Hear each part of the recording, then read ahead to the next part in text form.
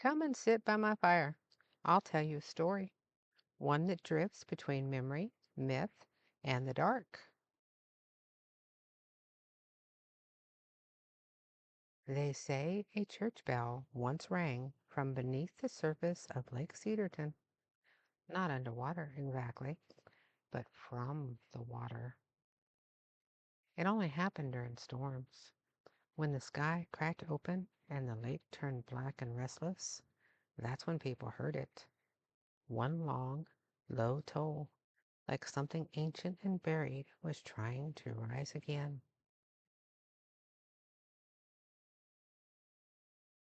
The town that used to sit there, Mill Creek, was flooded back in 1942 by the government. They dammed the valley to make a reservoir. They said it was for power, for drinking water, but the people of Mill Creek didn't have much say in the matter. A few of those people were relocated. Some packed up and disappeared. Others stayed until the water lapped at their porches. Then they fled inland with whatever they could carry. One man, they say, even chained himself to the bell tower. You won't find that in official records, but down here we still tell the story. The thing is, they never found the bell. It sank with the steeple, somewhere beneath 40 feet of water. Divers have looked, but Lake Cedarton is cold, dark, and full of silt. You could be 5 feet from a wall of brick and never even know it. Still, some people claim to have heard it, especially in summer, oh, and especially at night. One of those people was a woman named Annie Doyle, park ranger, mid-1990s. She worked the southern trails back when those parts of the lake were still mostly forgotten. It was July. A thunderstorm was rolling in from the west. She was doing one last sweep before closing the gates. Clouds were low. The air was heavy. That strange stillness just before everything breaks loose. That's when she noticed the water, a ripple, perfectly round, spreading out in the middle of an otherwise still cove. Like someone had dropped a stone, but there was no splash. Then she heard it. One long, slow bell toll, distant, low, like metal dragged through a dream.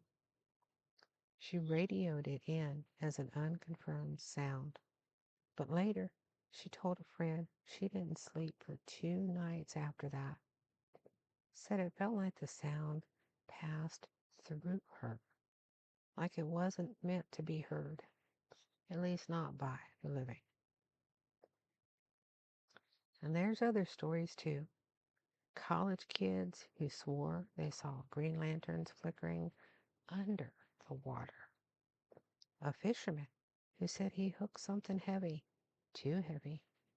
When it slipped off the line, it made a sound like groaning iron and sank without a trace.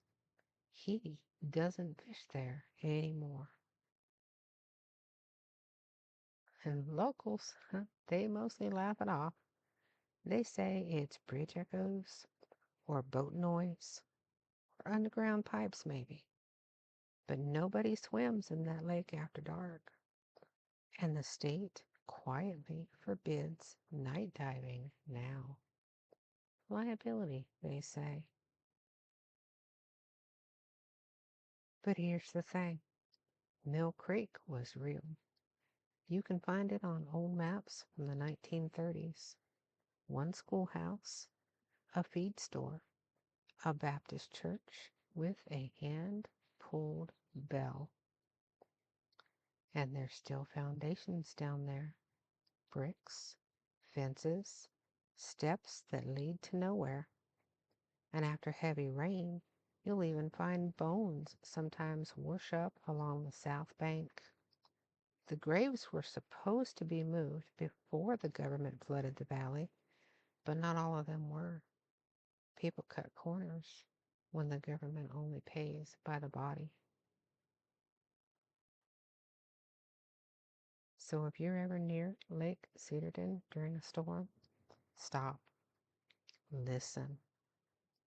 And if you hear something tolling deep and hollow from beneath the water, don't answer. Don't wait.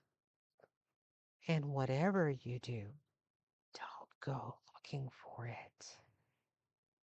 Some bells never stop ringing, even after the church is gone.